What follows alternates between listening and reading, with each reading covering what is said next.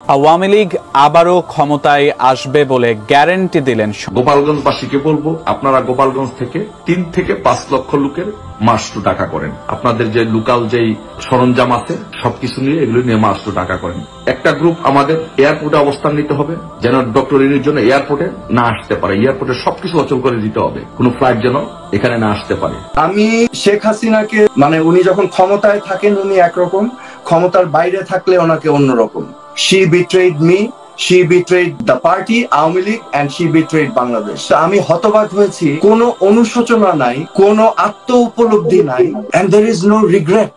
আসসালামু আলাইকুম, আপনাকে স্বাগতম আজকের আরো একটি নতুন ভিডিওতে। আবারও ক্ষমতায় আসবে শেখ হাসিনা, এমনটাই ধারণা করছেন আওয়ামী লীগের নেতা কর্মীরা। তবে কি ক্ষমতা ছাড়তে হচ্ছে ডক্টর ইউনূসের? তা জানতে হলে অবশ্যই আপনাকে পুরো ভিডিওটি না টেনে সম্পূর্ণ দেখতে হবে, তাহলে সবকিছু বুঝতে পারবেন ইনশাআল্লাহ। দর্শক, এই ভিডিওগুলো দেখার আগে আমি আপনাদের সুহেল তাজের একটি বক্তব্য শোনাতে চাই। আমি শেখ হাসিনাকে উনি যখন ক্ষমতায় থাকেন উনি একরকম, ক্ষমতার বাইরে থাকলে ওনাকে অন্যরকম। She betrayed me, she betrayed the party, Awami League, and she betrayed Bangladesh. আমি হতবাক হয়েছি, কোনো অনুশোচনা নাই, কোনো আত্ম উপলব্ধি নাই, and there is no regret. এই যে এত বড় একটা হত্যাযজ্ঞ হলো, হাজারের উপর নিরীহ ছাত্র জনতাকে হত্যা করা হলো পাখির মতো গুলি করে, এই যে বাংলাদেশকে ধ্বংস করে ফেলা হলো, এটার কোনো অনুশোচনা নেই, কোনো রিয়েলাইজেশন নেই, কোনো অ্যাকনলেজমেন্ট নেই। আমি তো বলতে পারবো না শেখ হাসিনার রাজনৈতিক ভবিষ্যৎ কি বাংলাদেশে। আমি বিশ্বাস করি এখানে আওয়ামী লীগ বলে কোনো দল নাই এখন। শেখ হাসিনা রাজনৈতিক ভবিষ্যৎ বাংলাদেশের প্রেক্ষাপটে বা ওভারঅল আপনি যেভাবেই বলেন, একটা জিনিস আমি খুবই আমি কি বলবো, হতবাক হয়েছি কেন জানেন? আওয়ামী লীগের রিয়াকশনে। আমি ভাবতাম আওয়ামী লীগের ভিতরে এখনো হয়তো নিবেদিত প্রাণ আছে, আদর্শিক নীতি আছে, কিন্তু আমি হতবাক হয়েছি যে কোনো অনুশোচনা নাই, কোনো আত্ম উপলব্ধি নাই, and there is no regret.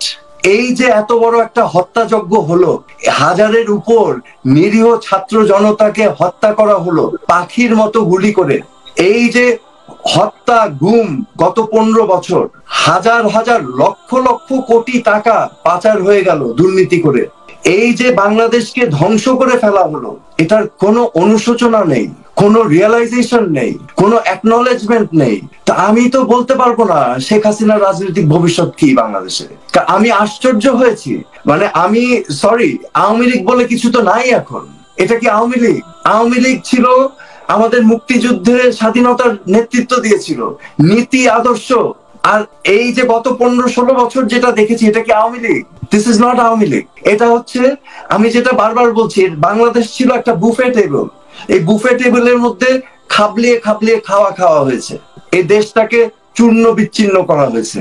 আপনার বোন শেষ দিন পর্যন্ত কিন্তু সরকারের সাথে, রাইট।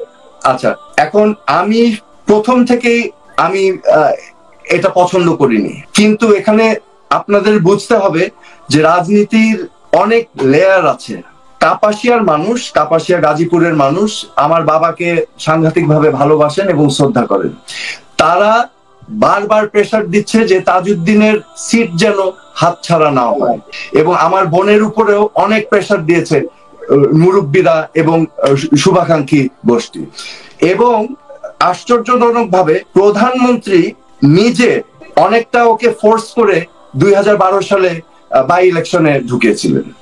এখন আপনার বুঝতে হবে জিনিসটা, আমি কিন্তু পদত্যাগ করেছি 2009 সালের 31শে মে প্রতিমন্ত্রীর পদ থেকে, এবং আমাকে নিয়ে যখন ড্রামা শুরু হলো, আমার পদত্যাগ পত্র গ্রহণ করছে না, আমি বিদেশ থেকে আসছি, দেখছি প্রটোকল পাঠিয়ে দিচ্ছে মন্ত্রীর, এবং আমার স্যালারি দিচ্ছে, এগুলো সব আমি রিফিউজ করলাম। হ্যাঁ, তখন আমি বাধ্য হলাম সংসদ সদস্যর পদ থেকে রিজাইন করতে। আমি বললাম যে আমাকে রিজাইন করতে দিবে না, এটা তো অনৈতিক। আপনি তো জানেন আমাদের সংবিধানের 57 অনুচ্ছেদে ক্লিয়ারলি বলা আছে, একজন মন্ত্রী যখন চিঠিটা প্রধানমন্ত্রীর হাতে দিবে, that is considered resignation, which I did. এখন আমাকে নিয়ে এই নাটকগুলো করছে, তখন আমি আলটিমেটলি ডিসিশন নিলাম যে আমি সংসদ সদস্য থেকেও যদি পদত্যাগ করি তাহলে তো আমাকে আর হ্যারাসমেন্ট করতে পারছে না। তখন আমি সংসদ সদস্য পদ থেকেও পদত্যাগ করলাম 2012 সালে। তখন বাই ইলেকশনে আমার বোনকে, এটা আপনাদের বুঝতে হবে, এটা একটা ফেস সেভিং মুভ ছিল।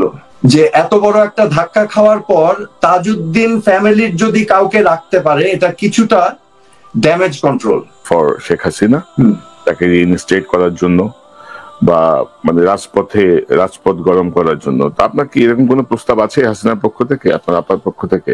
আমাকে যোগাযোগ করার চেষ্টা করা হয়েছিল, আমি ডিক্লাইন করেছি।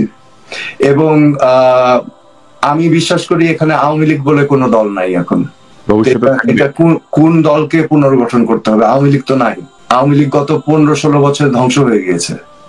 ঠিক 75 সালে যেমন আওয়ামী লীগ ছিল না, ঠিক একই এটার পুনরাবৃত্তি আবার হয়েছে এবার দীর্ঘ 15-16 বছর। তো শেখ হাসিনার কদিন আগে আপনি শুনেছেন এক নেতার সঙ্গে কথা বলছিলেন, কর্মীর সাথে, তিনি বলেছেন তিনি খুব কাছে আছেন, চট করে দেশে ঢুকে যাবেন। আপনার মন্তব্য কি? আমি আবার বলছি, আমি হতাশ হয়েছি, হতভম্ব হয়েছি যে আওয়ামী লীগ এই 15-16 বছরের যেই কীর্তিকলাপ গুলো হয়েছে, এখন যেটা জনগণের সম্মুখে বেরিয়ে এসেছে, এই ঘটনাগুলো জেনেও এখন এই দলের ভিতরে এখনো নেতাকর্মী আছেন যারা ডিনায়ালে আছে। এটা দেখে আমি আসলেই অবাক, হতভম্ব এবং হতাশ। আর আপনার কাছে অনুরোধ, আপনার হাসিনা আপা কিন্তু অনেক নাটক জানে, উনি কিন্তু আপনাকে বারবার ফোন করবে, বারবার বিভ্রান্ত করার চেষ্টা করবে, আপনি কোনো ফাঁদে পা দেবেন না। না, আমি ফাঁদে পা দেওয়ার মতো মানুষ না। মানে উনি কিন্তু এই আন্দোলনে খুব চমৎকার একটা স্লোগান ছিল, নাটক কম করো প্রিয়। That's right. এবং লিসেন, ওই হীরক রাজার দেশে দেখেছিলেন না যন্তর মন্তর ঘর? আমি যন্তর মন্তর ঘর কিন্তু আগেই ত্যাগ করে চলে গেছি। এখন আমাদের একটা বড় সমস্যা হচ্ছে আওয়ামী লীগ বা what is left of it, Awami লীগের নেতা কর্মীরা নিজেরাই যন্তর মন্তর ঘরে ব্রেন ওয়াশ হয়ে আছে। এটা থেকে বেরিয়ে আসতে হবে। গোপালগঞ্জবাসীকে বলবো, আপনারা গোপালগঞ্জ থেকে 3 থেকে 5 লক্ষ লোকের মাস টু টাকা করেন। আপনাদের যে লোকাল যেই সরঞ্জাম আছে সবকিছু নিয়ে এগুলো নিয়ে মাস টু টাকা করেন। একটা গ্রুপ আমাদের এয়ারপোর্টে অবস্থান নিতে হবে, যেন ডক্টর ইউনুসের জন্য এয়ারপোর্টে না আসতে পারে। এয়ারপোর্টে সবকিছু অচল করে দিতে হবে, কোন ফ্লাইট যেন এখানে না আসতে পারে। তারপরে যার যার এলাকায় যে বিশেষ সরঞ্জাম আছে। দর্শক, আশা করি সম্পূর্ণ ভিডিওটি দেখেছেন। দর্শক, এই ভিডিও সময় যদি আপনার কোনো মতামত থাকে তাহলে অবশ্যই কমেন্ট করে জানাবেন। ভিডিওটি ভালো লাগলে একটু লাইক করবেন। দেখা হচ্ছে পরবর্তী কোনো ভিডিওতে। সেই পর্যন্ত সবাই ভালো থাকবেন, সুস্থ থাকবেন। আল্লাহ হাফেজ।